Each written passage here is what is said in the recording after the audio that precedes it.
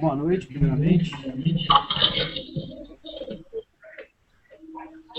Temos 3 pessoas assistindo a gente. Fala pro pessoal que quem quiser fazer alguma pergunta para o Yuri, por favor, faça no campo, Boa noite, no quem campo de está nos comentários comentários aí aí.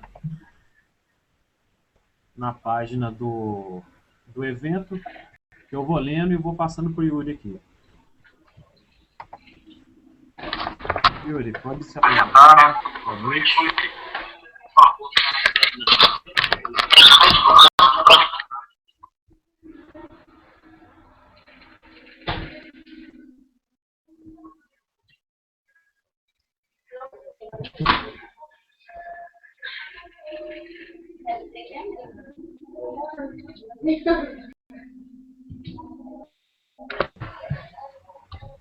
Quando quiser dar início, pode dar, viu, Yuri?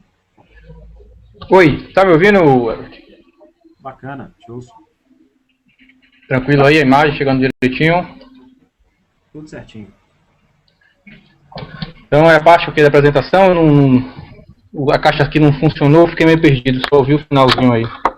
Como é o procedimento? O pessoal vai fazer a pergunta na página do evento e eu vou te passar. Eu vou te passando a pergunta que o pessoal fizer.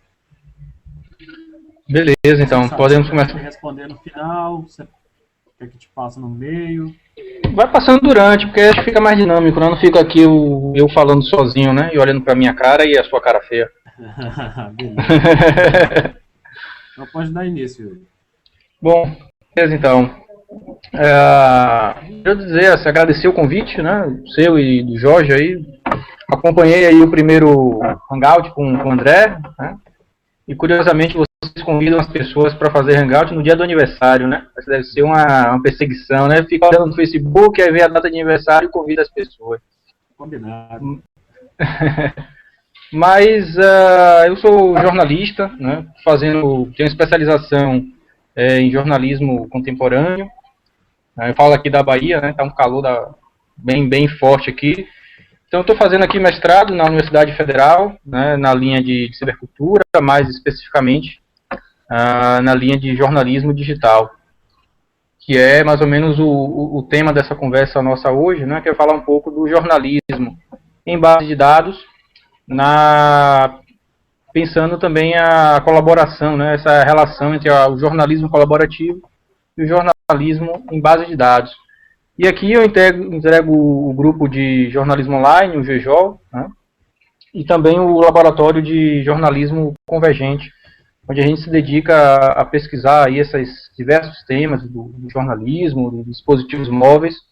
E o meu tema de pesquisa do mestrado já é mais focado nessa questão dos dados, da colaboração, né?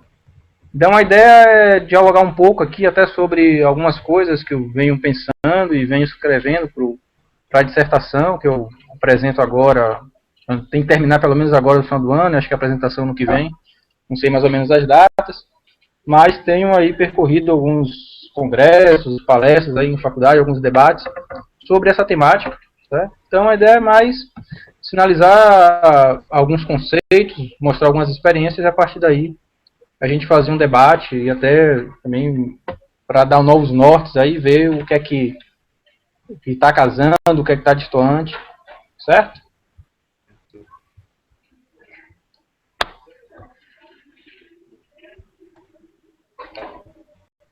Então, toca o barco aqui, Herbert, como é? Vamos embora. Beleza. Vou mostrar aí os slides aí, talvez fique mais fácil acompanhar. Você está chegando aí, está vendo as imagens? Bacana. Bom, então, tá aí, né, os slides, fica mais fácil aí as pessoas acompanharem. Bom, primeiro, a gente está falando de dois temas, até tanto distintos, né, jornalismo colaborativo e base de dados. São temas que, apesar de já ter aí uns 10 anos de pesquisa, mas são temas ainda que necessitam muita exploração por parte da academia. As experiências, né, nas empresas jornalísticas ainda são poucas. Então, primeiro, eu gostaria de falar um pouco mais sobre o jornalismo colaborativo, que talvez seja mais fácil a gente compreender aí depois essa interseção entre as duas áreas. Então, deixa eu pular aqui um slide. Então, a base filosófica do jornalismo colaborativo, né, primeiro deixar claro que o jornalismo colaborativo ele não começa com a internet, né? Então, se a gente for pensar em o rádio, a própria televisão, os jornais impressos, aí alguns historiadores mostram que, por exemplo, lá no século XVIII, alguns jornais impressos já circulavam com uma página em branco para que as pessoas pudessem fazer as suas anotações, os seus comentários, né? Ou até mesmo escrever a sua história e circular isso ainda no impresso.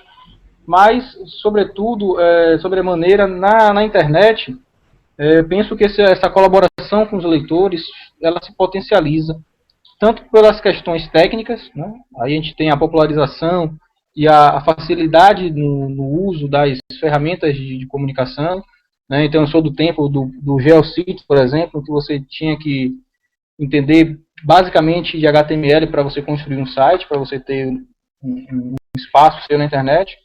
E hoje aí com 3, 4 cliques, arrastando caixinhas no WordPress, a gente faz blogs e sites bem interessantes e, mais importante, consegue fazer essa comunicação.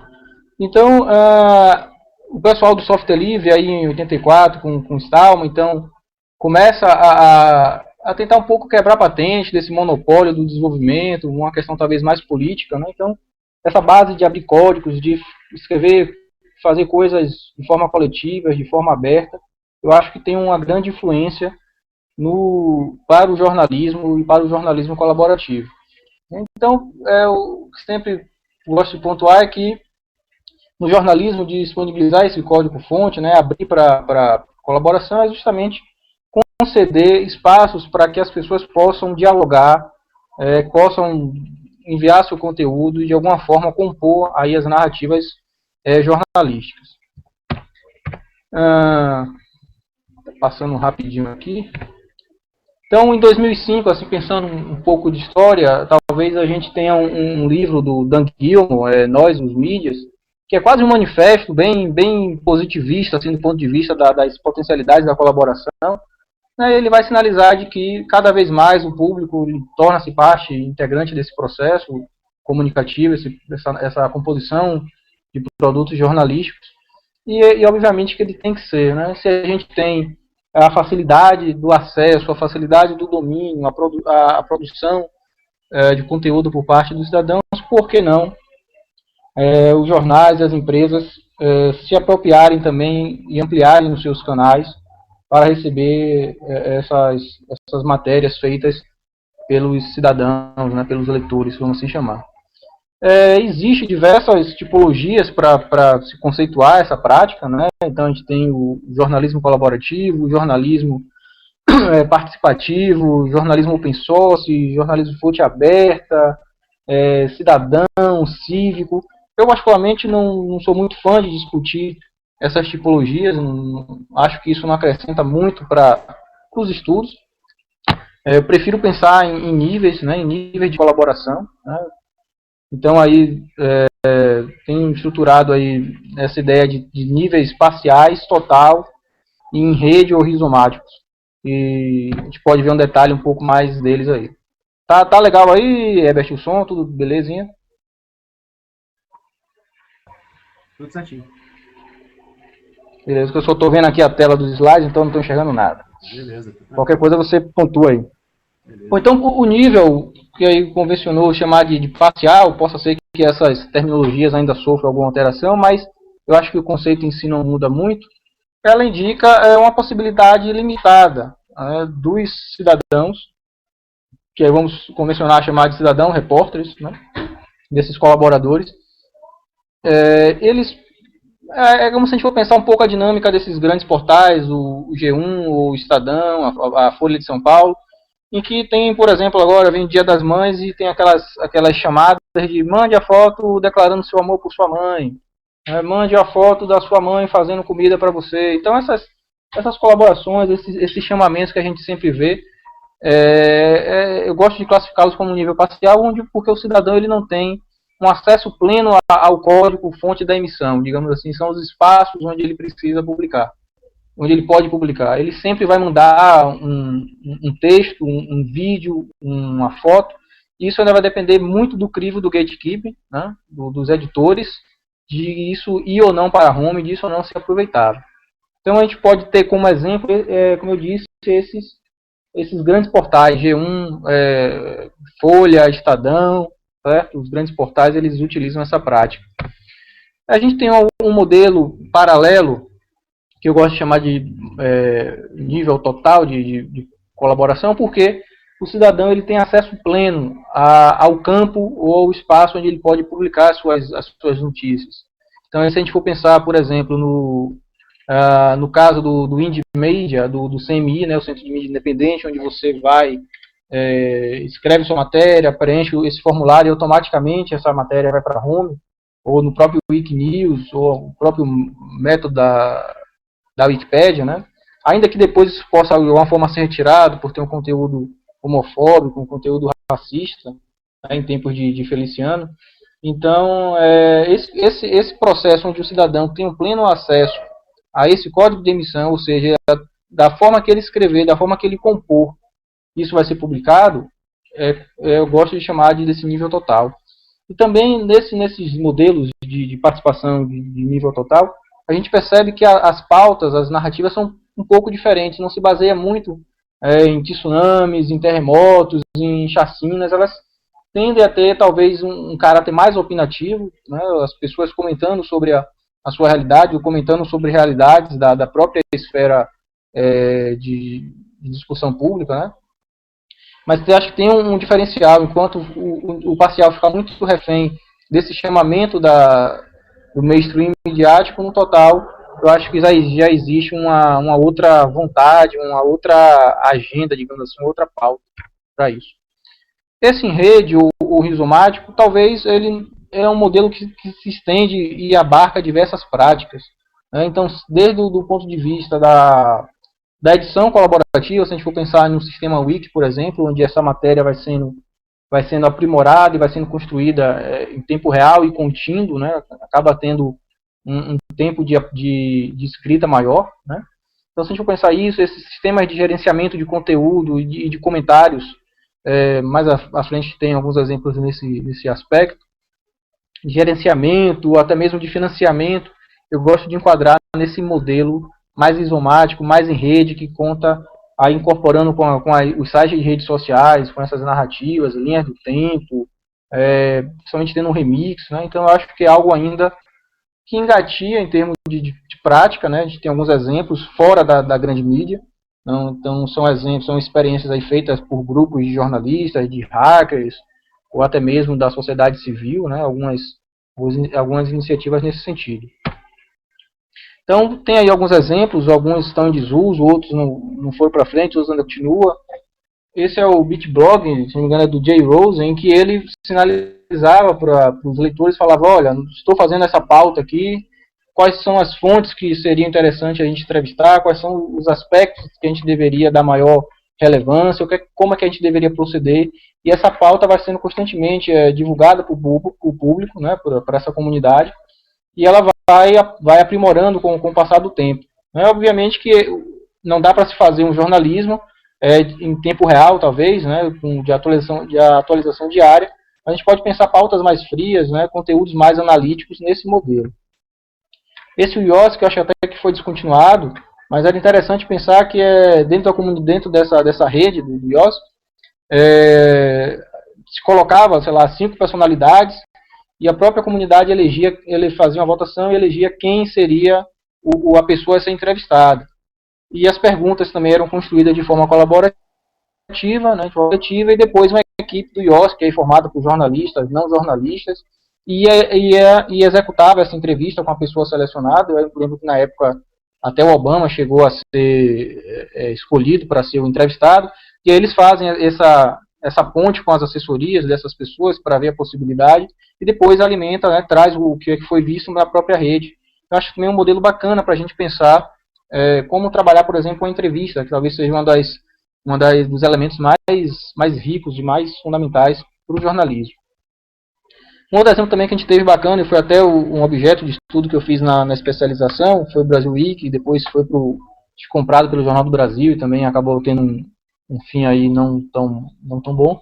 Mas era isso um pouco do nível total, né? Então as pessoas entravam aqui, tinha que ter um cadastro. A maioria dessas experiências colaborativas necessita de um cadastro, né? As pessoas deixam lá seu nome, e-mail, às vezes algum dado pessoal. E você escolhia a editoria, mandava seu conteúdo. Então aí à esquerda vocês podem ver que tinha ali as editorias. E também eles listavam quais eram as notícias que de alguma forma foram descartadas pelos critérios lá, principalmente de racismo, de atacando a honra de alguém, enfim. Então, o que a gente vê, né, nessa prática colaborativa é desses modelos, né, isso aí, né, dos 10 últimos anos, são basicamente esses modelos criados por grandes veículos, né, espaços que se abrem, né, digamos, quartinhos que se abrem ao lado da Casa Grande, né, que se abrem esses jornais, ainda com aquelas limitações, mas alguns projetos interessantes, algumas experiências interessantes, e outros mais, talvez, fora do mainstream, que pequenos grupos, até mesmo grupo de jornalistas que fazem essas experiências colaborativas, né, escrever coisas a diversas mãos. Esse aí foi um dos primeiros prints lá do Terra, né, então nessa estrutura você reporta, então ensinava o cara como mandar a foto, que e-mail ele podia mandar, né. Isso aí também são projetos mais aí, até o que eu fiz parte um tempo atrás, isso continua, criado por pessoas de diversas áreas, jornalistas, sei lá, filósofos. Então tem exemplos, só para ilustrar de como existem os exemplos ligados à grande mídia, e também existem exemplos de jornalismo colaborativo feito por pessoas normais como a gente. Então aí eu acabei falando um pouco dessa natureza, né, que acaba nos grandes portais sendo esse conteúdo mais quente, né, terremotos, enchentes, sempre o absurdo, certo? E aí também acabei já falando que nesses novos espaços tem uma pluralidade maior em termos noticioso, né? E aí tem esse gráfico aí, não sei se tá dando para enxergar, tranquilo? Tá dando para ver sim. Pronto. Se tiver alguma pergunta aí, você pode interromper, viu, Eder? Se tiver chato também, o pessoal quiser que desligue, a gente passa um vídeo aqui. Então até o Jorge aí, o nosso Exu Caveira Cover, deve estar na escuta. Ele até participou desse evento aí em 2009, lá no acho que Seminário de Jornalismo Online, alguma coisa do tipo. E aí tinha lá os editores de cada um desses veículos e eles apresentaram esses dados. Para mim, sinaliza muito o que eu acabei de falar, que é o descarte desse conteúdo que chega produzido pelo cidadão, né? Então a Folha, por exemplo, de tudo que eles recebem, 90% vai para o lixo, porque lá na concepção da Folha, mais ou menos isso aí são palavras lá do editor, isso tem gravado, não sou eu dizendo, mas eles querem sempre que o colaborador dê um grande furo de reportagem, que a colaboração tem que ser a capa do jornal de domingo, certo? Então talvez por esses critérios que eles estabeleceram, esse índice de descarte seja maior. O G1 também preza muito pela originalidade, então se há uma informação que o cidadão fornece, mas que eles já conseguiram apurar, eles descartam também. Então estão pensando, esperando que essa colaboração venha muito para complementar aquilo que eles não conseguiram. E no Terra, que na época tinha lá a Ana Brambila, como editora, né, de mídias sociais e da web, então você percebe que tinha um aproveitamento maior, porque inclusive relatava isso, de que ainda que o Terra tenha apurado a matéria, tenha conseguido explicar direito, né, fazer uma boa matéria, mas se tivesse um depoimento do cidadão, de alguma forma ele era incorporado à narrativa, ou através dessas opiniões dos leitores já dava uma repercussão, né? Então a partir da matéria publicada no Terra, por exemplo, os cidadãos opinaram isso, isso e isso, então trazia esse conteúdo. Isso também a gente consegue perceber um pouco a mudança, né? Enquanto o Terra, que é um produto tipicamente da web, né, que ele não vem do impresso, ou não é de um grande grupo de televisão, como o G1, né, a organização Globo, então ele consegue talvez ter uma liberdade maior, enquanto a Folha e o G1 ainda tem modelos um pouco engessados quanto a essa noção de mediação, a essa noção de diálogo com o seu leitor, né? Então esses dados eu acho que indica para a gente um desafio, né, que é como a gente precisa um pouco mudar a nossa lógica da mediação, né? Então, principalmente quando a gente for pensar, aí tem o boom das redes sociais, aí de 2007, 2008 para cá, né, de como não dá para a gente também esperar muito que o cidadão bata a nossa porta, a nossa redação, com uma grande informação, sendo que essas informações já estão nas redes, né? As pessoas estão compartilhando aí pelo Facebook, pelo Twitter, o Google+, nos seus blogs, certo? Em fóruns de discussão. Então, eu acho que a gente muda também um pouco assim a lógica do profissional de jornalismo nesse ambiente, e muda também um pouco a lógica da mediação, né? Então, eu acho que nesses ambientes conversacionais, é um termo que o Jorge gosta muito de usar, a gente não dá para a gente pensar numa mediação simplesmente conectiva, né, que é o que a gente está acostumado a fazer desde o princípio, que é pegar fatos da realidade, recortar, reenquadrar em um outro contexto e simplesmente apresentar para os nossos leitores como aquilo como se fosse a realidade ou os fatos do dia.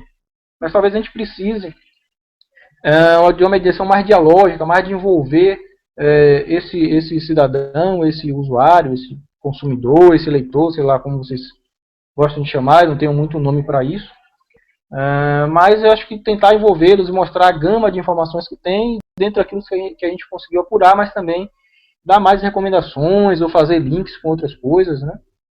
E também é importante destacar isso, que essa colaboração ela vai ampliar o campo jornalístico, né? Eu estou falando aí no campo, no sentido mesmo do Bourdieu, né? Então, por exemplo, aqui no Brasil ainda se trava a batalha se para o exercício da profissão a pessoa tem que ter ou não diploma.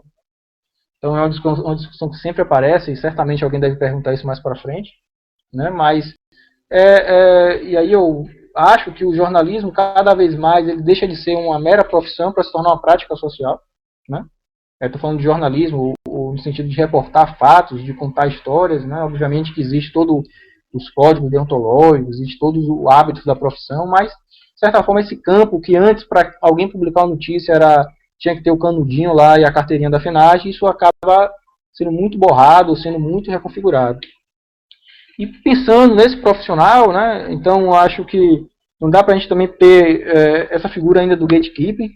Eu fui dizer isso no congresso aí, aí tinha um jornalista, um pouco o pessoal da velha guarda, e quase me botaram na guilhotina, falando que o gatekeeping sempre vai existir no jornalismo. É claro que ele sempre vai existir no jornalismo, sempre vai existir o editor, sempre vai existir o dono que vai pedir para tirar, ou até a mesma pressão popular, mas eu acho que não dá para ser muito o nosso norte, né? Não dá para ser o padrão, esse modelo de fazer jornalismo baseado nesses porteiros aí, nos donos da informação.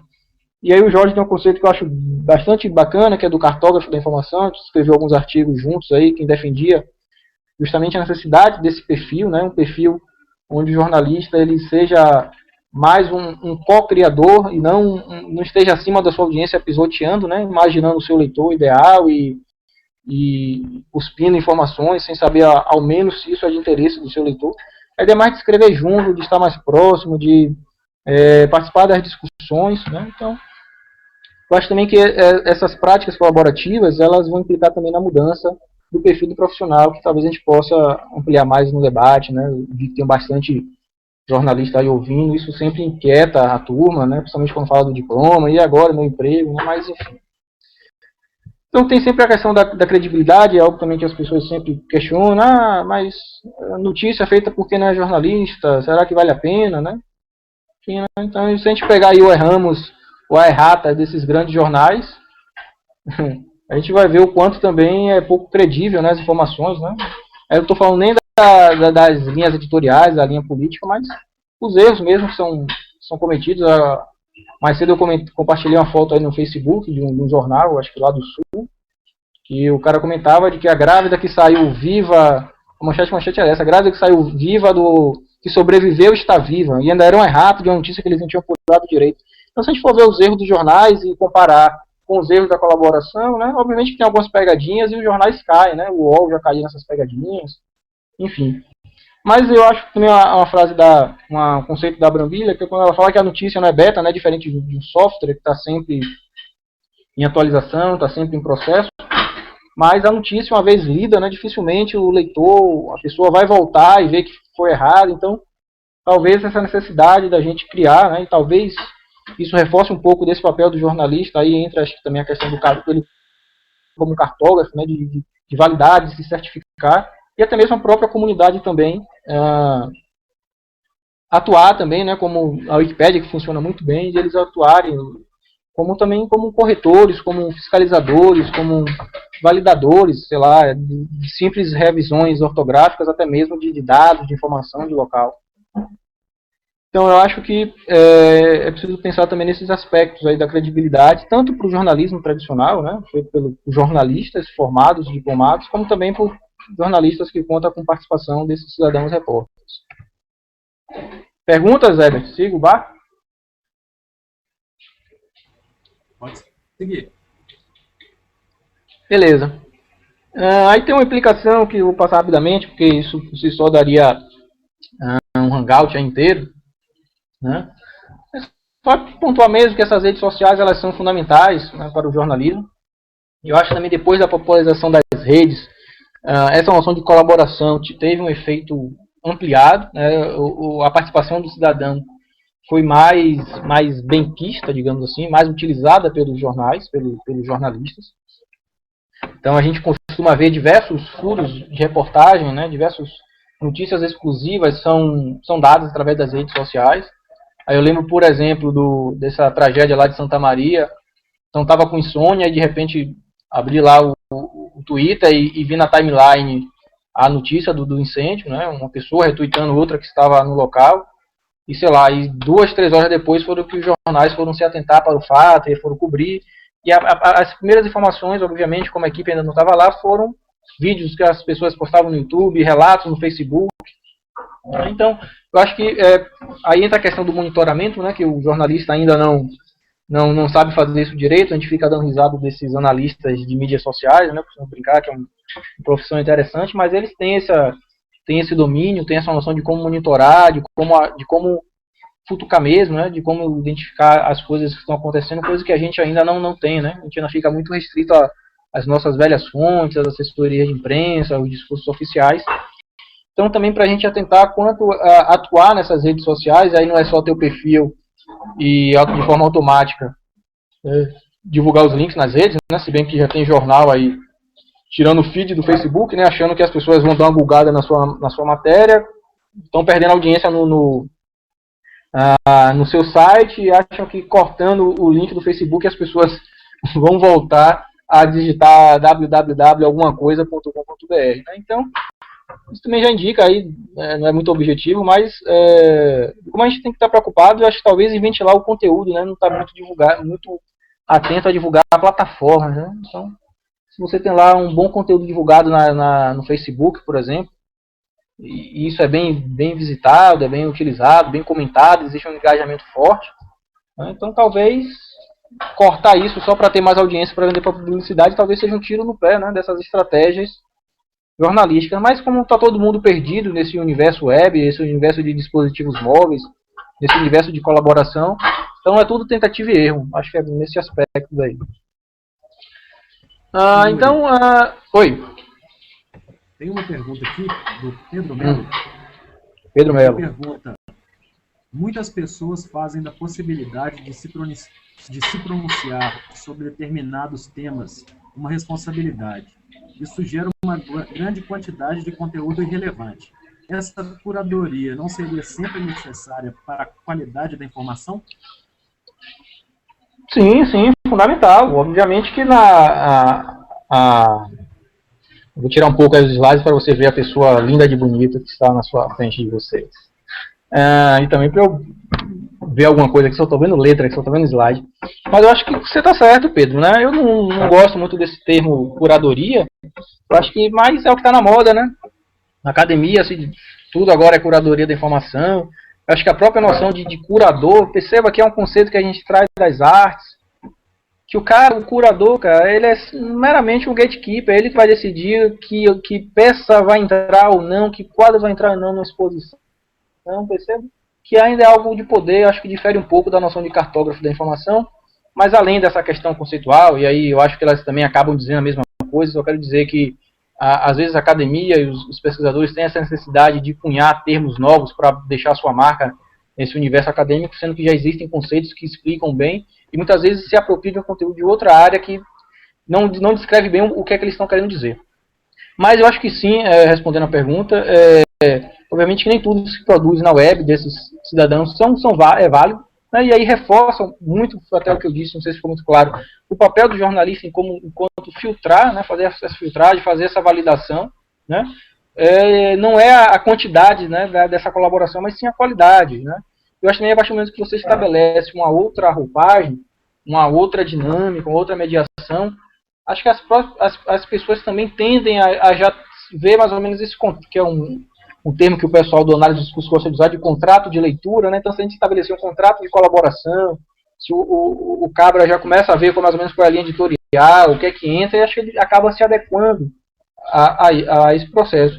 E, obviamente, que o trabalho de jornalista, como sempre, vai aumentar, ele não vai ganhar mais nada por isso, né? Por ele estar filtrando conteúdos a mais, porque é engraçado que os colegas sempre dizem que ainda, apesar de todas essas mídias sociais, de todas as mídias colaborativas, eles continuam ainda gostando mais do velho release enviado pelos coleguinhas jornalistas, porque os caras têm a manha, né, têm a prática de como fazer, de salientar os pontos necessários, e muitas vezes nesse diálogo com o cidadão que não tem o conhecimento técnico, e acaba escrevendo demais, opinando demais, vendo fatos onde não existem, verdades onde não existem.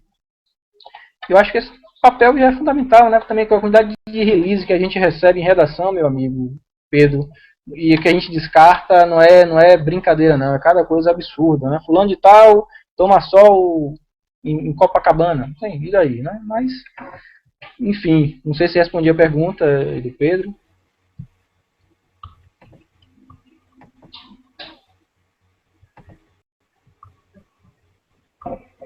Chegou a isso? Se ele não tiver respondido, a gente volta ela depois aqui. Tá? Continua aqui? Pode continuar. Vamos lá. Você tá como gatekeeping aí.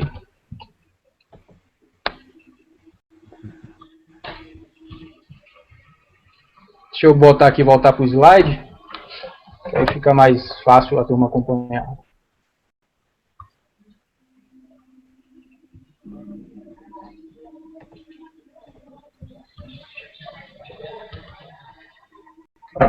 Respondido. Pedro respondeu aqui. Respondeu, né? Então, beleza. Valeu, Pedro, pela pergunta aí, pela audiência. Veja se você está assistindo o Salve Jorge, está conosco nessa noite. Quente como a porra em Salvador. Bom, então a gente estava falando das redes sociais, né? Então, como é que a gente costuma usar? Então, eu trabalhava aqui no Jornal de Salvador, alguns anos atrás, e aí chegou uma vez um repórter do impresso, apesar da redação ela ser integrada, mas tinha essa divisão, né? Do cara que produzia só para o impresso e para online. E aí ele estava fazendo uma pauta sobre o fim dos Rebeldes. Eu também não sabia que era o Rebelde, mas descobri depois que era uma banda aí de adolescentes que cantava aquelas músicas legais, obviamente eu sendo irônico. Mas aí ele precisava fazer uma pauta, né, de como o fim da carreira dos Rebeldes repercutia para os fãs, o que eles estavam sentindo, e aí o cara estava desesperado na redação, não conhecia ninguém, já o cara já um pouco mais velho, não tinha filho, não tinha sobrinho, não tinha primo. E aí a gente foi lá naquelas comunidades do Orkut, viu que tinha uma comunidade rebelde em Salvador, e esse repórter marcou lá no shopping, foi lá, ouviu a lamentação das pessoas. Então perceba que as redes, elas começam a ser, né, começaram já a ser utilizadas como fontes, talvez, né, como fonte de informação de personagens, né. Então sempre que a gente está no Facebook, a gente vê no Twitter, mais no Twitter do que no Facebook, acho que o Facebook não sabe. Mas, enfim, sempre vejo no Twitter as pessoas pedindo uma pauta, precisa de um psicólogo que fale sobre a solidão em épocas de mídias sociais. Então, as pessoas estão sempre nas redes pedindo essa colaboração de fontes, né, para personagens. Então, é um uso também que se faz, né, acho também que aproxima mais essas fontes especializadas com o jornalista. Né? Então, a gente já acabou falando um pouco dessa a cultura da moderação. Né? Então, no prosseguimento. E aí tem uma questão que eu gosto sempre de provocar, e isso sempre traz bons debates ou alguns xingamentos, né? É a questão do que a gente fazer com as caixas de comentários, né? E aí pensando também na colaboração. Então, acho que se alguém que está ouvindo aí já moderou essas caixas de comentários, né? Então, geralmente quem modera é a equipe que está na redação, né? Do online, geralmente, não é o cara do impresso que vai fazer isso, o cara simplesmente publica a matéria e esquece dela, enquanto eu acho que, na verdade, essa parte do comentário deveria ser acompanhada pelo o repórter das matérias em tempo integral, né? Ele deveria... Porque a notícia ela não acaba quando é publicada, né? Apesar da gente ter essa visão, ela gera o debate.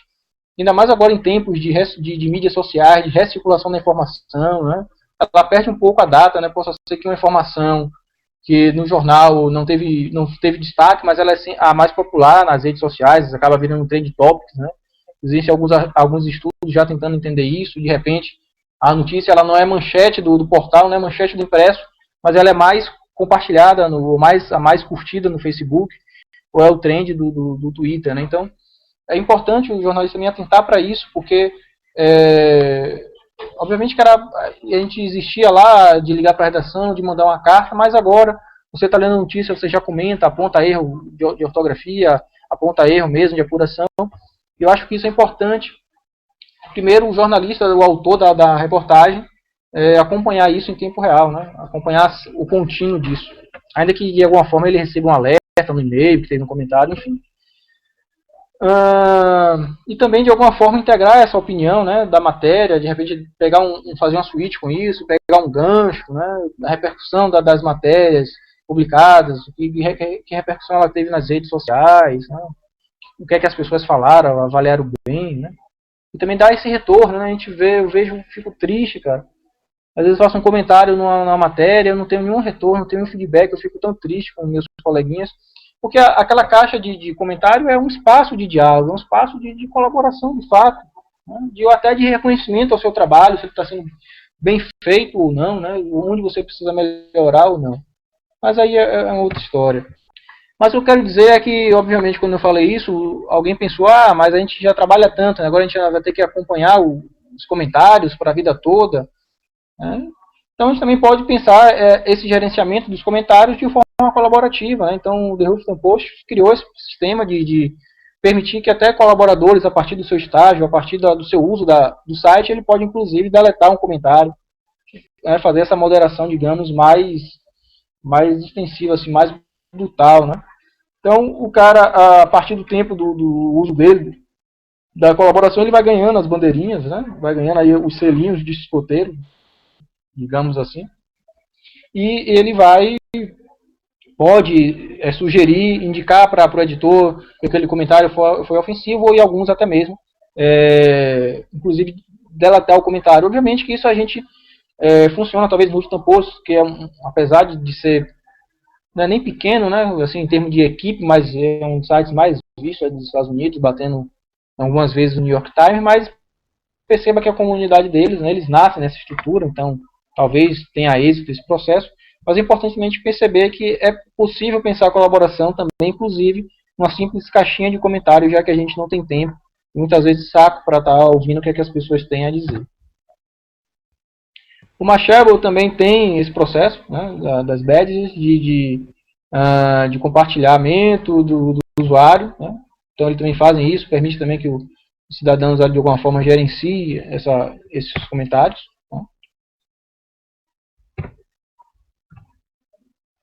Bom, e aí tem as questões aí que eu não acho que vale muito a pena entrar, né, que é a questão da fidelização do público, né? Eu acho importante também você estabelecer algum tipo de recompensa, porque muitas vezes você tem um leitor assíduo que vai todo dia no seu site, que compartilha todo dia a sua matéria, e se você, às vezes, a única coisa que você sabe desse cara é o IP da máquina dele que fica registrado, né? Então, de repente, esse sistema de recompensa, né, essa lógica do gamification aplicada ao jornalismo, possa também fidelizar a audiência, né? Possa fidelizar o público no momento que os jornais vivem crises constantes aí. Né? Oi, Yuri. Oi. Tem uma pergunta aqui do Jorge.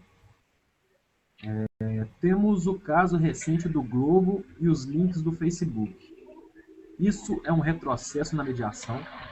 Para falar o mínimo, você considera esta estratégia é a prova de que os jornalões não sabem mesmo lidar com o deslocamento de controle e emissão de conteúdo? Foi o Globo, acho que eu citei, né? Não quis falar o nome, dar o nome aos bois, como a gente diz aqui na Bahia, né? Ou contar um milagre, mas não falar o nome do santo. Mas eu acho que sim, Jorge. É uma crise mesmo. E espanta. Obviamente que isso eu acho que não é decisão de jornalista, né? Porque a gente tem tem bons profissionais no Globo. Não acredito que isso partiu da redação, talvez uma decisão mesmo, mais lá do comercial, do marketing, né? Porque a justificativa deles foi que estava perdendo audiência na plataforma site. Mas, ora, se você não está tendo audiência na plataforma Facebook, né, ainda que você não possa ganhar diretamente, mas foi o que eu comentei, perceba que para o jornal, hoje em dia, obviamente que é importante a audiência, né? A gente não vai ser aqui ingênuo de falar que não importa a audiência, que não importa quanto vai ter lá a publicidade vai pagar, a publicidade paga a partir da quantidade de audiências que tem, de leitores que tem. Mas eu acho que também existe talvez um capital simbólico, vamos assim chamar, de reputação de fato do jornal. Agora, se ele de repente consegue tornar o Globo o jornal com maior penetração ou maior amplificação do seu conteúdo no Facebook, isso também acho que deve gerar algum diferencial, porque perceba, o anunciante ele pode ter de repente a sua marca visível não apenas no site, mas também de alguma forma pode ir junto com esse conteúdo compartilhado nessas redes sociais, né? Então eu acho uma estratégia assim totalmente equivocada, né? Certamente daqui a algum tempo vão ver que isso não deu certo. Espero que nenhum jornal tente copiar esse modelo. Né? E o Globo me estranha muito isso partir do Globo, porque tem apostado, por exemplo, em dispositivos móveis aí com aplicativos específicos para tablets, tem feito um excelente trabalho, né, de colaboração. Tem lá a equipe de editoria de mídias sociais montada, a gente pensando sobre isso. Sempre foi uma boa referência assim para a gente que pesquisa isso, mas de repente vem com essa, eu realmente fiquei um pouco assustado, né? Só me faz ver que a lógica comercial sobrepôs os princípios do jornalismo, né? Que não basta apenas, né, a gente publicar lá no site, achar que as pessoas vão chegar até ali, mas sim circular, amplificar. Eu acho que uma estratégia erradíssima aí do jornal. Não sei se respondi aí, checa com o Jorge. Respondido aí, Jorge. Comenta aí pra gente, por favor. Mas vou avançando aqui. Beleza. Bom, então a gente está ainda na linha da colaboração. Já a gente chega nas bases de dados, nessa relação, mas só para a gente entender esse processo todo. Então a gente tem algumas também avaliações que eu acho interessante a gente pensar quanto modelo, quanto formato.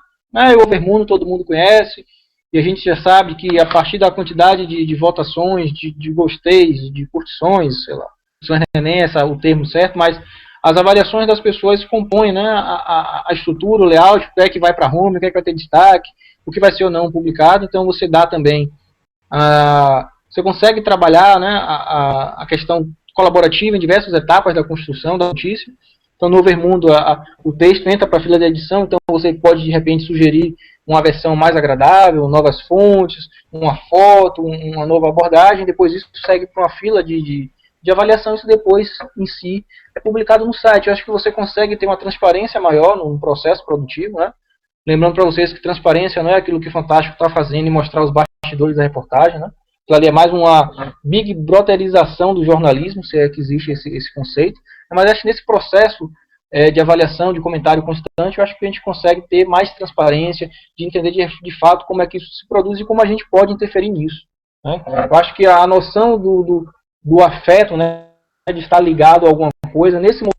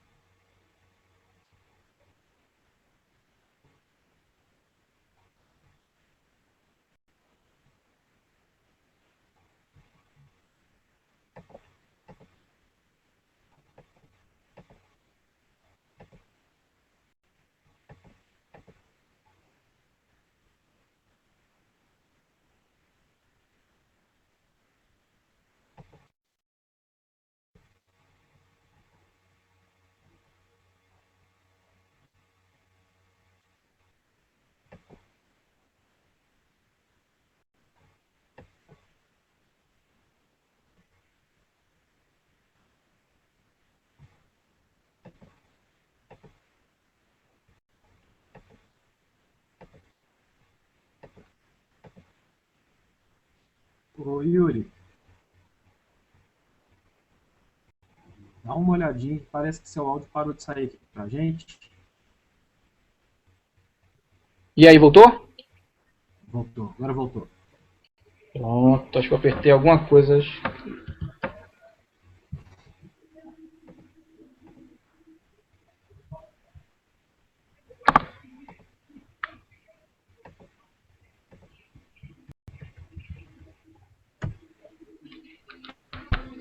Bom, então a gente estava falando da questão do hiperlocal, né?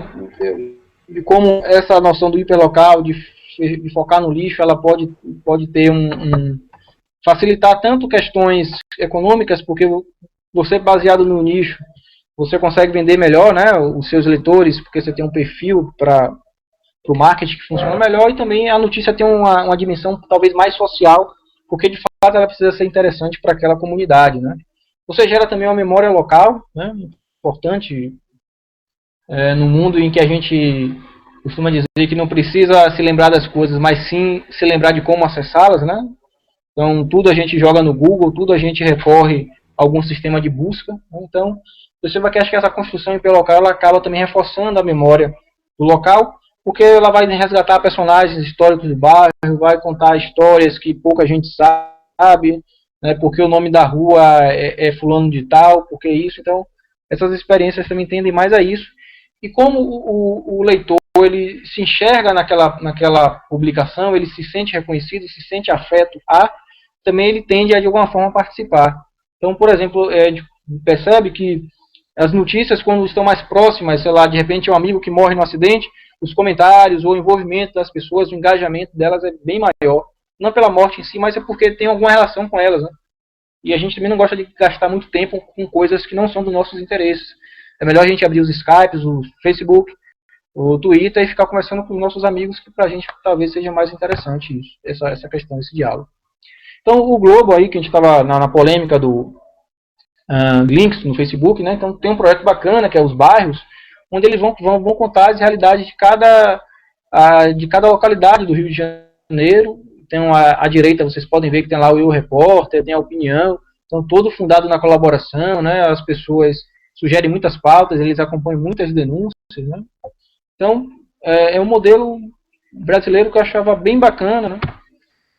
Então a gente tem outros fóruns também com mais peso assim, né? Outros, o The Local do New York Times, inclusive, estava lendo que ia ser descontinuado porque não estava dando muito retorno. Mas também são experiências baseadas sempre em cidades, né? Aqui ao lado esquerdo, era lá do Steven Johnson, né? O OneSide, que ele mapeava as publicações baseadas no local, dos blogs da área, então através do mapa você conseguia enxergar mais ou menos as publicações da vizinhança. E ao lado direito é o The Local do New York Times, onde se focou em duas cidades e aí utilizava estudantes de jornalismo, né, para ajudarem na colaboração, na elaboração das matérias, e também contava com um grande apoio da sociedade em si, daquele nicho específico. E aí o The Local, o New York Times, depois ele fez uma avaliação ao longo, acho que de 6 meses, mais ou menos, tentando ver quais foram os acertos e os erros, né? Então, uma das primeiras questões é que mostrou que não faz sentido você ter uma equipe específica pensando naquele local, né? Aí eu já acho algo complicado, né? Talvez você não ter um setorista de bairro, mas talvez um setorista por zonas, aí eu não sei como é isso no resto do país, mas é importante pensar de que essa cobertura hiperlocal, né, é importante ter jornalistas profissionais, porque geralmente são matérias que demandam mais apuração, que demandam mais sensibilidade, né? Que é aquele personagem, aquele cara histórico que faz algo diferente, então às vezes é preciso um olhar diferenciado, né? E também eles constataram que você tem que facilitar um pouco essas plataformas de colaboração, inclusive desenvolvendo caixinhas para matérias offline, digamos assim, né? Eles chegaram a experimentar colocar caixas de recepção mesmo em bares, em restaurantes, para que as pessoas pudessem dar suas opiniões e depois fazer esse recolhimento. Então, muitas vezes um jornalismo colaborativo ele também precisa ter alguma estratégia offline, que é onde as pessoas estão.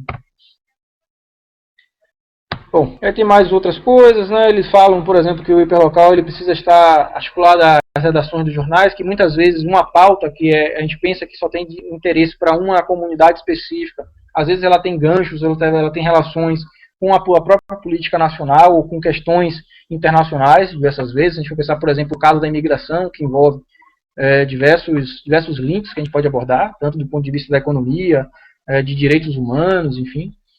Né? E também de como a gente está falando muito de mídias sociais, mas como o correio eletrônico também tem um grande potencial, isso pelo menos na realidade lá do New York Times, né, dos Estados Unidos, para a distribuição das notícias. Né? E aí, posso continuar? Você falou alguma coisa, Herbert? Não? Não, pode continuar. Beleza. Algo também que é bem bacana, mas pouco ainda utilizado, está em fase embrionária, são a questão das minerações dos dados. Né? E um outro projeto do New York Times também, eles pegaram os dados de homicídios, de crimes, de violência da cidade de Nova York e transformaram isso no mapa. Aí acho que não tem o link aqui, não vai dar para ver, mas depois vocês podem dar uma pesquisada aí, tem aqui o nomezinho do projeto. E você pode ver, por exemplo, fazer as combinações de violências por sexo, por idade, por etnia. Então é uma coisa mais ou menos mais interativa, né? Então imagine, foram tabelas de 2003 a 2009, dados de crime. Imagine a gente ler isso na tabela de Excel, mas aí se deu uma nova roupagem, né? Aplicou no mapa, que era da cidade, então é mais fácil você visualizar as zonas, as regiões da cidade e ver como é que a questão da violência ela se aplica a cada localidade e também por diversas categorias, né? A questão de você ir recombinando os elementos. A gente também tem algumas experiências baseadas no modelo Wiki, né? Aí tentando um pouco a filosofia da Wikipédia, né? Isso não dá muito certo, a Wiki Notícias, né? O Wiki News, porque, sei lá, a gente não conseguiu pegar muito essa ideia, mas em si é bacana a gente pensar em fazer uma escrita colaborativa, uma escrita coletiva, porque muitas vezes, se a gente for voltar lá naqueles níveis de total, parcial, rizomático, a colaboração ainda ela é muito individual, né? Muito um testemunho do cidadão que presenciou, que vivenciou aquela situação, e a gente não tem de fato um caráter mais coletivo, né? Uma escrita mais feitas a diversas mãos. Então eu acho que nesse modelo Wiki ela permite várias pessoas escrevendo o mesmo texto, né? E aprofundando isso. Eu acho que também transforma essa colaboração numa forma não vou dizer de comunidade, mas talvez de troca de conhecimento, né? De construção mesmo, de construção coletiva das notícias. Não fica muito focado no testemunho, no olhar específico das pessoas. E aí algo que eu acho que é grandioso e que ainda vai dar muitos frutos, né? Aqui no Brasil a gente já tem algumas experiências nesse sentido, que é a ideia do hackeamento dos jornais. Então essa ideia do hackeamento eu não preciso nem diferenciar, né, os hackers do crackers e dos creme crackers, mas a ideia do The Guardian, que é uma grande potência no jornalismo internacional, resolveu apostar nessa ideia de hackeamento, né, de convidar programadores, designers, jornalistas e curiosos e afins para passar um dia na redação tentando criar coisas novas a partir da base de dados do próprio The Guardian, né, de como eles abriram inclusive o próprio CMS deles, o gerenciamento de conteúdo, além da base de dados das notícias, para criar novos produtos, novas rotinas, novas ferramentas. Né. Então foi algo em 2008, né. Então é algo relativamente recente, né? Depois repetiram isso também em 2012, ano passado, fizeram uma nova rodada desse hackeamento. Enfim, tem sido uma iniciativa bacana, desenvolvida pelos jornais, e acho também que traz uma colaboração diferenciada, né? Que você não espera simplesmente o cidadão mandar alguma foto, mandar um relato, mas você traz ele para dentro da sua casa, né? Coloca eles a par da situação, disponibilizando os códigos-fontes e para ver de que tipo de colaboração que pode emergir desse processo.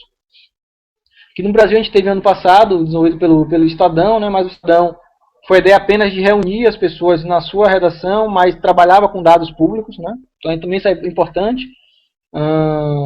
Importante o jornal, de certa forma, se transformar num espaço de compartilhamento de ideias. Perceba que isso transcende e muito a ideia que a gente tem do jornal, com meras rotinas produtivas, não uma questão pasteurizada de produção de informação, mas você traz pessoas interessadas e você cria novos produtos, né, a partir dessa convocação dos jornais. Mas, além desses chamamentos dos jornais, né, aqui no Brasil a gente tem o pessoal do Transparência Hacker e diversos grupos aí afora, produzindo coisas belíssimas, né, coisas excelentes, assim, muito criativas, coisas que nenhuma redação está pensando, a partir de dados públicos.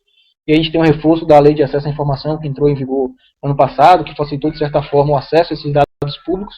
E o que eu tenho visto aí de produtos, né, feitos por hackers, por jornalistas fora do mainstream, por pessoas interessadas e curiosas, tem sido bem curioso mesmo. Então, tem aí o dados, né, .gov.br, estava falando da lei de acesso, né, organiza ali diversos dados públicos dos ministérios, de gasto, de pagamento, de transferência. Então, são tabelas em Excel que você não entende praticamente nada, né, se você for ler, aquilo não compõe uma narrativa, mas a partir dessas bases de dados públicas, a gente tem conseguido criar novas visualizações, novas narrativas mesmo para o jornalismo, né? Aqui na Bahia a gente tem aqui algumas experiências também que não são tão brilhantes quanto essa do dados.gov.br, lá do governo federal, mas aqui a gente tem alguns dados da transparência que disponibiliza também as contas, os pagamentos, e ao lado tem ali o sistema da ouvidoria geral do Estado, e também é possível você ver as principais queixas contra o Estado, os principais elogios, e a partir daí você ter uma visão, né, ou utilizar esses dados como um input inicial para a produção de matérias. Depois, se for o caso, a gente pode dar uma navegada nas ferramentas, mas estou preocupado com o tempo, acho que a gente está na metade. Perguntas, inquietações aí, como é que está? Todo mundo já desligou, só tem nós dois? Nada. Temos 3 perguntas aqui do Jorge. A primeira é: quais são as principais estratégias do jornalismo colaborativo em base de dados? Vamos entrar nessa parte aqui agora. Quais são as outras duas? Os exemplos que realmente trabalham o conceito de JC não estão ligados aos jornalões. Você concorda? Eu não entendi essa segunda. Os exemplos que realmente trabalham o conceito de jornalismo colaborativo não estão ligados aos jornalões. Você concorda? Eu não seria tão radical não, Jorge. Eu acho que tem coisas boas que foram construídas, não no Brasil, obviamente. Com todo respeito aos colegas que fazem, mas a gente tem algumas experiências legais, assim, o New York Times, o The Guardian, eu acho que o El País também, na Espanha. Acho que, de certa forma, até algumas experiências aqui no Brasil, elas conseguem articular bem, né, quebrar essas tensões de jornalistas profissionais, de empresa versus... Eu acho que no lugar do versus, começa a se compreender que a noção dos jornalistas e o cidadão repórter. Então, eu não... Obviamente que essas produções que fogem ao mainstream, porque geralmente elas têm um pouco mais de criatividade, né? Tem mais liberdade para criar. E muitas vezes os jornalistas, a gente sabe que tem bons profissionais aí pelas redações, mas eles também ficam um pouco engessados e limitados pela linha editorial, pelos medos, pelos os vícios e até mesmo o receio de se experimentar mais. Mas eu acho que a gente consegue fazer um casamento legal, né? Agora, desde que mude aquela mediação, né? Que o índice de descarte não seja tão alto como na Folha e no G1, por exemplo, mas que a gente consiga, por exemplo, como o Terra, incorporar, ainda que seja uma aspa do cidadão, né? Ainda que referencie o nosso conteúdo. Então, eu acho que dá sim para fazer. Agora, como eu falei, né? A gente não dá para pensar que a gente vai fazer essa parceria, essa ponte, com a cabeça de gatekeeper e a de gatewatch, né? Então, naqueles parâmetros aí que você trabalha de cartógrafo da informação, ou como o pessoal gosta de chamar agora de curador, talvez consiga dar um resultado mais positivo, eu acho. Tem outra pergunta ainda? A terceira pergunta é: o que falta em termos práticos e conceituais para que o jornalismo colaborativo seja aplicado de modo certeiro nos jornais brasileiros? Bom, acho que foi termos técnicos e conceituais, foi isso? Isso. Práticos e conceituais. Práticos eu acho que, assim, pensando em termos de técnica, nada, né? As ferramentas estão aí, é fácil se criar, é fácil de se criar espaço. Agora, eu acho que a questão, não sei também se conceitual, não acho que conceitual, acho que é a questão mais mesmo de mentalidade e de modelos de gestão das redações, modelos de gestão da informação mesmo dentro das redações. Porque do ponto de vista técnico, da própria tecnologia, do domínio tanto do jornalista quanto do cidadão, eu acho que isso é superado. Assim, é superado. Não diria que o entrave seja esse, técnico, assim, no sentido de dominar mesmo um smartphone, de mandar um vídeo, acho que não é isso. Conceitual também acho que não, porque eu acho que existe uma compreensão, tanto que quando a gente vê uma tragédia, né, e os jornais não conseguem chegar, eles vão lá e pedem para os colaboradores, mandem suas fotos, tá, colaborem com a gente, façam um jornalismo melhor. Então, de certa forma, existe já, ainda que esse não seja o melhor dos exemplos, não seja a prática que a gente espera, né, dá para fazer sempre mais do que isso, mas eu acho também a conceituação disso também já é clara do jornalista das empresas. Eu acho que falta mesmo essa mentalidade na mediação e na forma que a gente estruturou as redações e nossa própria concepção do que é jornalismo, né? Então o jornalismo ainda está muito embutido, né? Tem uma brincadeira que fala que o advogado acha que é Deus e o jornalista tem certeza que é um Deus, né? Que é uma divindade, né? Então eu acho que Jorge, é um pouco a mudança dessa mentalidade, né? E aí as faculdades, elas têm um papel fundamental nisso e há um descompasso muito grande das universidades na formação desses profissionais, porque eu costumo dizer nessas palestras aí que o grande desafio nosso, eu acho que é a questão não é nem da produção, do que tem novas ferramentas, que tem novos dispositivos, não é isso, não, isso a gente aprende fácil. A questão maior mesmo é da relação com o cidadão, sabe? A relação com o nosso leitor. Porque essa parte, isso a gente não ensina pra gente na faculdade, né? E nem a gente também tem muito saco para isso, muita vontade disso. Então perceba que no próprio relacionamento com as fontes, os grandes jornalistas são aqueles que cultivavam boas relações, né, com as pessoas, com o porteiro da esquina, com o cara que vendia o cachorro quente. Então era esse tipo de relacionamento que talvez o pessoal do RP, né, esteja muito mais à frente da gente do que esteja muito mais à frente do que a gente nesse aspecto do relacionamento mesmo, de se relacionar, leve mais vantagem. Eu acho que a gente tem muito a aprender com eles. E aí eu fiz a disciplina lá numa pós-graduação aqui em Salvador e tinha muito RP, eu sempre falo, rapaz, a gente tem muito que aprender com vocês, porque vocês sabem se relacionar com as fontes, sabem se relacionar com as pessoas e o jornalista não sabe. Tem essa dificuldade. E colaboração é relacionamento, né? Colaboração é diálogo, redes sociais é diálogo, é conversação. Então, se a gente não mudar essa mentalidade, né? Tanto essa mentalidade nossa enquanto profissional, que a faculdade também mude a forma que o jornalista pensa o que é ser jornalista, e também as redações mudem também a forma que o jornalista atua. Sem essa mudança vai ser difícil a gente ter boas experiências ou experiências contínuas. Boas experiências a gente tem, mas sempre isoladas, né? A gente pode contar nos dedos aqui essas boas experiências.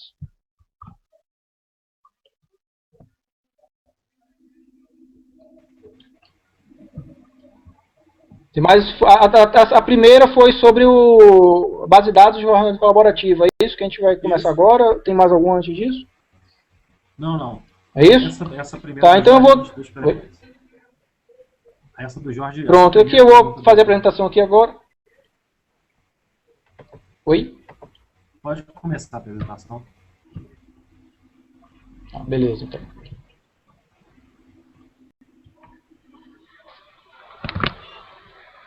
Bom, então vamos lá, né? Falando quando a gente viu assim um retrospecto aí grande, uma retrospectiva grande do jornalismo colaborativo, e agora falando das bases de dados, eu acho que é algo mais recente, né? Apesar de a gente ter aí estudos lá desde 2013, a gente tem um texto do Fidalgo falando sobre semântica, sobre essa colaboração, e desde lá já tem algum.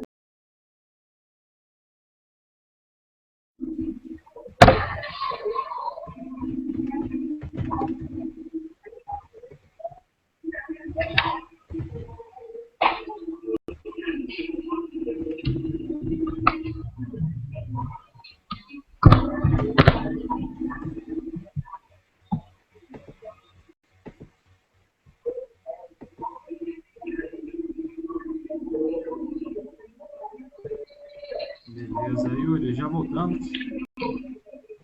Queria pedir desculpa pessoal aí pelo problema técnico.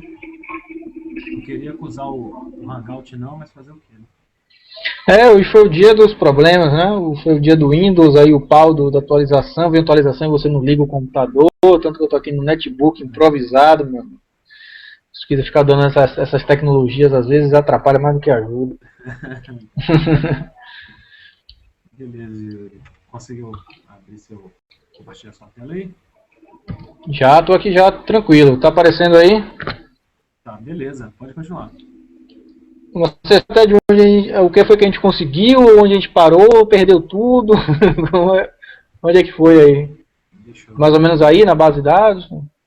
Foi no início da base de dados, né? Então tá. Então eu parei aqui. Se tiver ficar alguma coisa aí na dúvida, a turma pergunta aí e tal. Facilitar o entendimento. Beleza, então a gente estava falando um pouco dessas bases de dados, né, das bases de dados em si, quanto a essa forma cultural simbólica, porque as bases de dados, tudo é base de dados, tudo são dados, dados conseguem traduzir sonhos, inquietações, dinheiro, pizza, tudo os dados conseguem traduzir ou conseguem representar. Né? Então, como o Manovich vai falar, eles traduzem, orientam o ver, o navegar e o buscar. Né? Então, esse jornalismo assente, né, estruturado nas bases de dados, ele vai facilitar a questão do agrupamento e a disponibilização das notícias e também vai permitir o processo de transcodificação, que é você, de repente, produzir para diversos devs, né, devices, mobile, PC, um tablet, um smartphone. Né? Então, tem um pouco essa conotação, além também, não sei se chegou a sair aí no Hangout, mas também de como isso reconfigura um pouco a questão das narrativas, né? Você tem narrativas cada vez mais multimídias, né, pela própria incorporação desses dados. A navegação é potencializada, porque você tem uma narrativa quase que infinita, a partir das relações que de forma automatizada vão ocorrendo, né? Então, os computadores começam a entender que se você clica em X, automaticamente Y tem uma relação, e gera um produto Z que gera W e por aí vai embora, né? Então tem um aspecto também aí talvez de inteligência mesmo, de web semântica, né? De reconhecer os padrões de navegação. Então tudo isso de certa forma está envolvido. Né? Então, como eu falei no início, esse jornalismo digital em base de dados, ele vai configurar como a quarta geração desse jornalismo e vai ser o grande diferencial, no sentido das outras plataformas, né?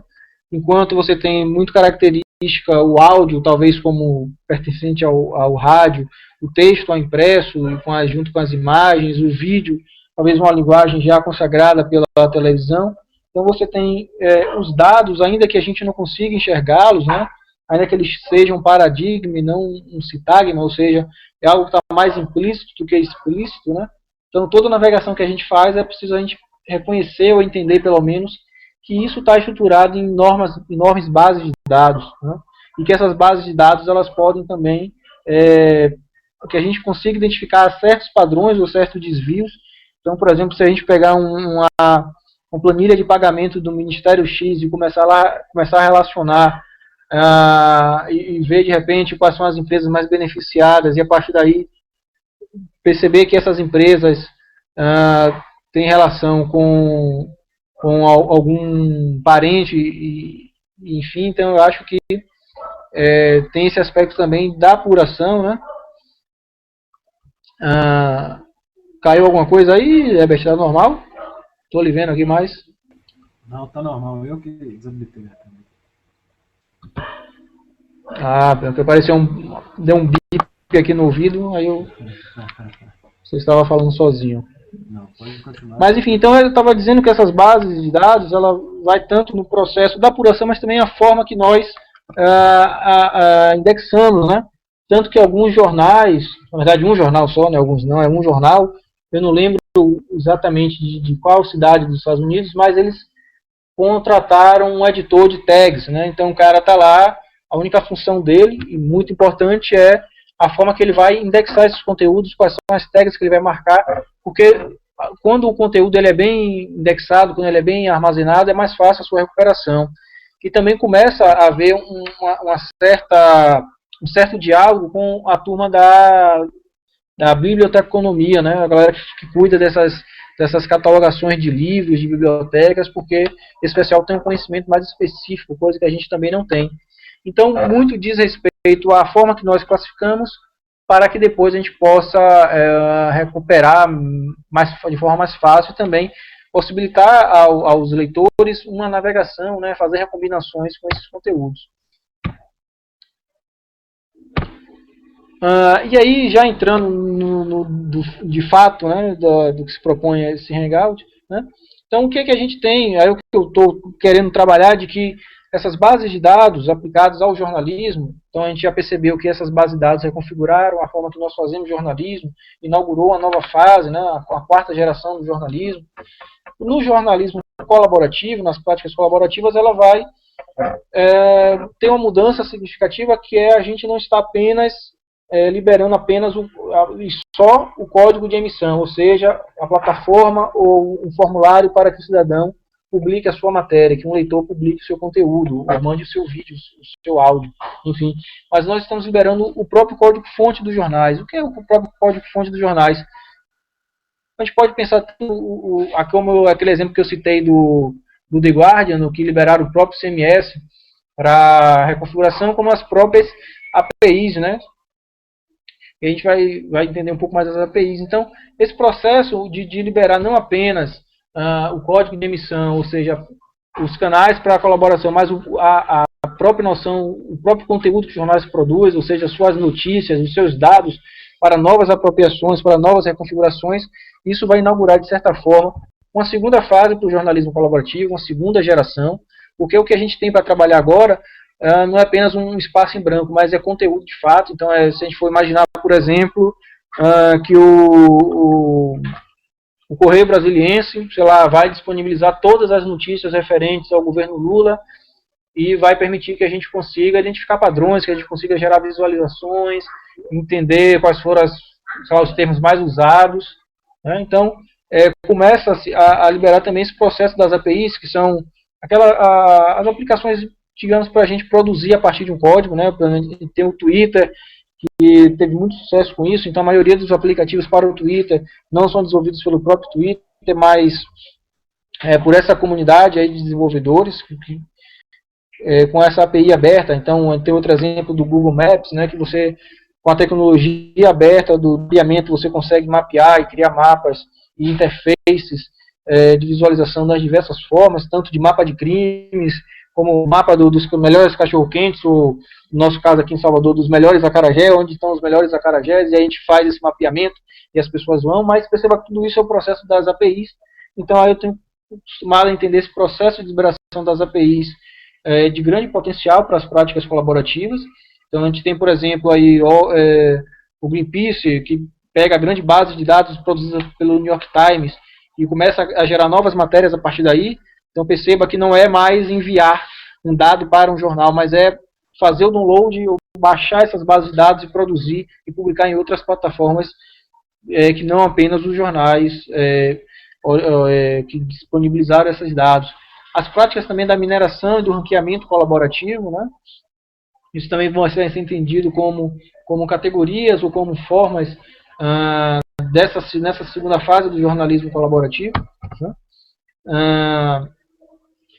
Então, tem um processo que é, só para sinalizar mesmo, para a gente avançar, que o próprio processo de digitalização dos jornais, a própria migração para o cyberespaço, demandou que os jornais digitalizassem os seus conteúdos impressos. E hoje, por exemplo, a gente tem o Estadão, que faz lá no blog, acho que é Acervo, Estadão, enfim, não sei o nome exato, mas eles recuperam notícias, né, sei lá, de repente os primeiros anúncios no jornal, como foram, e a partir desses conteúdos do impresso, né, digitalizado, eles constroem narrativas. Mas não é só isso, é como se de repente eles pudessem disponibilizar todo esse conteúdo digitalizado, essas bases de dados já online, para que a gente pudesse fazer novas matérias, novos conteúdos, né, perceber os termos mais citados e afins. Então, Talvez para tentar explicar melhor, não sei se isso ficou muito claro. Então, a primeira fase é essa abertura dos códigos de emissão. Então, são disponibilizar ou fazer esse chamamento para o cara colaborar de alguma forma na produção do conteúdo. Mas a segunda fase do jornalismo colaborativo é mais, né, é algo que contempla isso também, esse aspecto de abrir os códigos de emissão, mas também de disponibilizar os seus dados ou fazer um chamamento para um hackathon, um hackeamento a partir de dados públicos, como foi aquele exemplo que eu citei do Estadão. Então isso tudo vai acabando, acaba por gerar, penso eu, e aí estou aberto aí às críticas, às observações de quem nos ouve, se é que todo mundo já não foi assistir a novela aí do Salve Jorge, mas é pensar também que essas bases de dados que estruturam os jornais e conferem ao jornal um estatuto próprio e geram uma quarta geração, também tem impactos no jornalismo colaborativo, nas práticas colaborativas, porque não é meramente só envio, né, do texto, é também baixar, é também um remix, é o que, é que a gente pode produzir a partir do que já está feito, ou como a gente pode produzir de forma diferente aquilo que já foi produzido, que enquadramento a gente pode aprofundar, que nova tonalidade, enfim, que novo caminho a gente pode ter. Né? Então essa liberação desses bancos de dados para o remix da comunidade é algo que começa em 2008, 2007, e as grandes experiências são The Guardian e New York Times. Né? Então eles disponibilizam vários dados, né, sobre diversos, aquele mapa mesmo que eu mostrei da mineração. Depois eles disponibilizaram os dados para que você possa baixar e fazer o que você quiser com isso. Né? Então isso eu acho que inaugura uma nova forma de relação com os colaboradores e também novos produtos. Acho que a gente tem mais liberdade, a gente não está preso àqueles formulários estanques, ou a gente não está preso apenas àqueles chamamentos de mande sua foto do Dia das Mães, ou deixe o seu comentário da novela, vote na enquete e concorra a alguma coisa. Então eu acho que é algo mais profundo, né? Não é algo muito fácil de se ter entendimento ainda, mas eu acho que já configura, né, para um novo jornalismo colaborativo, uma nova fase, ou de um nível mais aprofundado. Né? Então existe aí a na sabedoria da multidão, né, a colaboração, existe, como eu já falei, essa questão do hackeamento dos jornais, né? A gente vê a própria API do Google Maps, e como existem narrativas feitas usando o mapa como interface, mais focado no local. Aí eu lembro assim rapidamente do Buracos lá de Fortaleza, que o pessoal mapeou esses buracos na cidade e teve uma grande repercussão, e inclusive a prefeitura, a partir disso, conseguiu resolver o problema, minimizar. Então perceba que a gente tem a base de dados, a gente tem a API aberta, né, o aspecto tecnológico do mapa como interface, e a gente tem base de dados tanto dos relatos das pessoas, como também os dados são publicados pelas reportagens, fazendo essa rota dos buracos, onde está tendo problema, e também eu acho que incorporando a própria participação ativa dos usuários, dos cidadãos, né, das cidades. Então, naquele exemplo lá que eu mostrei do hackeamento do The Guardian, por exemplo, quando eles liberaram lá as bases de dados, o CMS, as APIs, então, por exemplo, um programador propôs uma solução de bloquear comentaristas chatos no jornal. Né? Então, uma questão mais técnica. Um outro desenvolveu um aplicativo, quando você estava escrevendo a matéria, ele consegue converter que, por exemplo, R$1 milhão equivale a X vezes o salário de um taxista, a X vezes de um jogador de futebol, ou sei lá, X vezes de um preço de uma cesta básica, ou para ficar na piada da moda agora, por exemplo, quanto é que um salário de deputado, com um salário de deputado, quantos tomates a gente consegue comprar, quantos quilos de tomate a gente consegue comprar. Um aplicativo também bacana que completava frases a partir das bases de dados do próprio jornal, então ele reconhecia que toda vez que você utilizava o carro é azul, automaticamente você estava falando, sei lá, do carro X, então tinha esse processo mais de inteligência mesmo, de automação dos processos, né? E também tinha um processo interessante, aí eu acabei perdendo esse print e esse aplicativo saiu do ar, que você podia combinar as tags e as editorias para ter matérias relacionadas. Então você podia pesquisar de repente bolsa de valores com política e ver o que estava relacionado a isso. Então, no lugar de você navegar meramente pelas editorias, mas você podia fazer essas recombinações, ou até mesmo aplicação em mapas e afins. E essa liberação do código-fonte, eu acho que de fato a gente, voltando ao que eu falei lá no início, de que o jornalismo colaborativo é fortemente influenciado pelo movimento do software livre, então eu acho que a partir do momento que a gente libera também essas bases de dados, que a gente libera os códigos-fontes do jornal, que pode ser meramente traduzido como as próprias os bancos de notícias, né? Ela materializa essa filosofia do software livre, de que não tem dono, né? Então, se o dado ele é disponibilizado de forma pública, de forma de uma licença Creative Commons, por exemplo, que pode ser reapropriado de qualquer forma, né? Então você tem essa noção de quebra do monopólio da propriedade, você permite que todos usem, né, esses dados, obviamente que aí você talvez tenha que ter um público mais específico, né, que eles vão precisar refinar esses dados, vão precisar combinar, vão precisar dar uma nova visualização. E também qualquer um pode aprimorar esses dados que são feitos a partir de que eles também são disponibilizados de uma forma novamente aberta.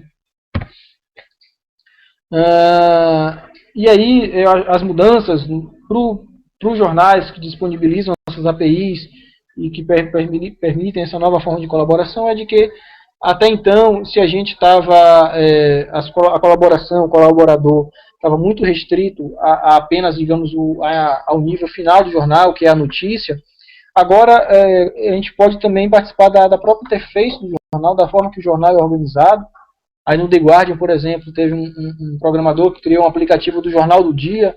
Ele falava, olha, o The Guardian é um jornal muito grande, produz muito conteúdo, e eu acho que eu não tenho tempo para ler todas as seções do The Guardian, mas eu gostaria. Então ele criou um algoritmo em que você podia ver uma versão, digamos, reduzida do The Guardian a partir dos seus interesses, você tinha aquela noção de ter a sua fome de notícias saciada, né? Então, perceba que também muda essa colaboração, ainda que seja uma colaboração um pouco mais qualificada, obviamente que um programador que tem esse conhecimento técnico difere de um cidadão comum que está tirando uma foto, né? Ainda que existam importâncias semelhantes, mas eu acho que o domínio técnico é diferente. Mas há uma interferência de fato, não apenas lá, não é mais aquela seçãozinha, você repórter, você minha notícia, eu repórter, eu periodista, não, mas você muda também a interface e a forma que as notícias são apresentadas a partir daí. Né? E por outro lado também o jornalismo ele vai potencializar esse jornalismo em base de dados, o efeito inverso. Então, no momento que os jornais disponibilizam as suas bases de dados, reconfigura as práticas colaborativas, o inverso também é verdadeiro. Porque a gente vai ter o chamado de aumento da resolução semântica, é um conceito lá do Fidalgo de 2003, pesquisador português. Depois vocês podem pesquisar, é bem bacana o artigo dele. Então imagine vocês, por exemplo, uma cobertura coletiva no Twitter sobre o exemplo aí de Santa Maria, que talvez seja mais fresco na memória. Então perceba de como aquelas novas vozes que foram se somando ao coro midiático, elas trouxeram uma pluralidade maior de informações, trouxeram outros ângulos, outras inquietações, outra dor, outro sofrimento, né, ou uma nova visão, talvez mais humana, né, do que foi a tragédia em si, e como também os jornais se apropriaram disso, né? Essas funções culturais dos dados também é potencializado nesse modelo de jornalismo em rede. Então você tem os dados como grandes constituidores, como grandes estruturadores das narrativas, né? Principalmente das narrativas colaborativas. Então eu não estou produzindo mais a partir do meu testemunho pessoal, mas eu estou produzindo a partir dos dados que são disponibilizados, né? E também eu acho que a questão do que a gente viu um pouco no modelo do Overmundo, ou como foi aquele modelo do DIC, ou até mesmo alguns jornais têm os modelos de classificação das notícias. O Mashable faz um pouco isso, né? Mostra quão curtido foi aquela notícia, quanto ele foi compartilhado, isso vai mudando a sua hierarquia no site. Então isso também é estruturado nos dados, porque a partir do momento que você vai avaliando positivo ou negativamente, aquele conteúdo vai ganhando a dimensão diferenciada na interface do jornal. Né? E aí, para finalizar, acho que eu tenho mais 2 slidezinhos aí, rapidinho, é muito do nosso papel do jornalista, né? O desafio para a gente, que são desafios sempre constantes, né? A gente não entendeu muito bem da web, o que é que a web era, do que era feita e como era constituída, o que a gente deve fazer. Aí vieram as redes sociais e agora a gente aposta que a nova estratégia é, por exemplo, tirar links do Facebook, né? Paralelo a isso, vinha a colaboração, os cidadãos batendo na porta e pedindo: eu também quero colaborar, eu quero participar, eu tenho aqui um conteúdo, eu pego essa produção que você fez e transforma em outra coisa. E agora vem aqui essa nova dimensão, essa nova emergência das bases de dados, também como uma plataforma, um espaço ou um repositório, não sei muito como conceituar isso, mas também já configurando as nossas próprias práticas, a nossa forma que a gente colabora, a forma que a gente compõe texto. E aí volta a noção do cartógrafo da informação, quero insistir nisso, em contraponto à ideia de curador. Acho que curador não é um termo que melhor se adequa a essas práticas na web, então eu vejo muito o curador como aquele cara que vai decidir se a minha tela vai entrar ou não na exposição, que é a mesma coisa do que faz um gatekeeper num grande jornal mainstream, ele que vai decidir ou não se minha colaboração vai ser aproveitável ou não, se vai ser útil ou não para o jornal. Mas eu acho que a ideia do cartógrafo, também articulando com essa ideia dos dados, é a ideia mesmo de mapear, a ideia mesmo de inferir, de fazer, de mergulhar, de trazer o que é de mais representativo, de mais importante.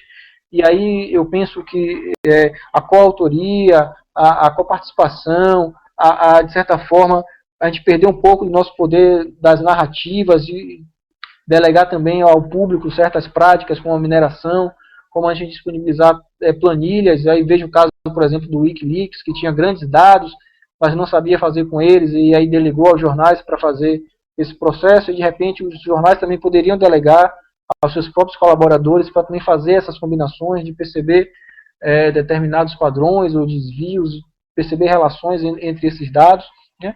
Então, para a gente, o desafio ele é crescente, é constante, eu acho que não tende a acabar nunca. Acredito que aí as bases de dados, junto com os dispositivos móveis, são os que vão trazer um grande... Está na pauta do dia dos jornais, é preciso mais pensar sobre essas práticas, né, e de como ela também reconfigura o próprio fazer, e espero também que ela reconfigure o próprio pensar, o jornalismo também, de alguma forma melhore, né, foi a pergunta lá do Jorge mais cedo, melhore essas nossas relações no que tange a colaboração, no que tange o diálogo com o leitor. Acho que tende a se facilitar essa produção, né, que você oferece um duplo caminho, não apenas mais o formulário, para que aquela velha colaboração da foto, do texto, continue. Isso é importante sim para o jornalismo, é importante para a gente ter novos discursos, mas também é interessante pensar que esses dados, uma vez disponibilizados, eles também vão gerar uma nova forma de colaboração, vai gerar uma nova forma de se estruturar esses processos. Então é isso, tem aí os contatos, e aí fico à disposição para as perguntas ou para explicar algum conceito que talvez não tenha ficado muito claro, Herbert. Ok, Yuri. Se alguém tiver aí, quiser fazer mais alguma pergunta para o Yuri, quiser falar alguma coisa.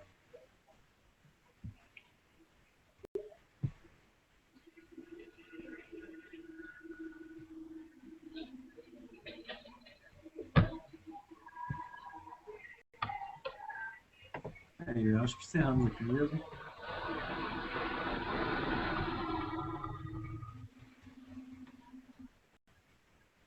Acho que podemos encerrar mesmo.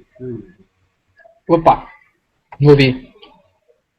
Então, beleza. Então, eu queria agradecer o Yuri. Muito obrigado por disponibilizar para a gente. Desculpa aí pelo problema técnico, mas isso, você sabe, foge da alçada da gente. Queria agradecer quem assistiu, por ter assistido e participado com a gente.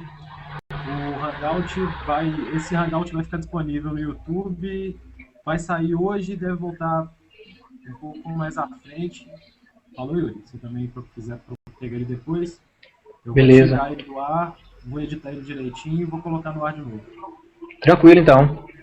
Agradeço aí o convite, né, seu e do Jorge aí, parabenizar pela iniciativa, né, e aguardar aí os próximos. O primeiro foi bem bacana, o segundo eu não pude acompanhar, então acho essa iniciativa bem interessante da gente estar aqui compartilhando o conhecimento, né, e também aí aproximando mais além das questões geográficas, né? Então a gente tem que aproveitar essa tecnologia, ainda que ela dê uns pipocos aí de vez em quando, mas eu acho que não interferiu não no processo. Então tem aí os contatos, né? Se quiser deixar depois aí, eu vou disponibilizar aí no slide share, já está no ar, lá os slides, aí os contatos. E aí qualquer coisa, estamos à disposição. Um abraço para vocês. Vamos lá assistir a Praça Nossa que vai começar daqui a pouco. Está na hora, e quando quiser voltar, bater mais um papo com a gente, a porta está aberta, é só falar que quer. Beleza? Valeu, Herbert, um abraço. Então, boa noite, feliz aniversário. Oh, valeu. Valeu.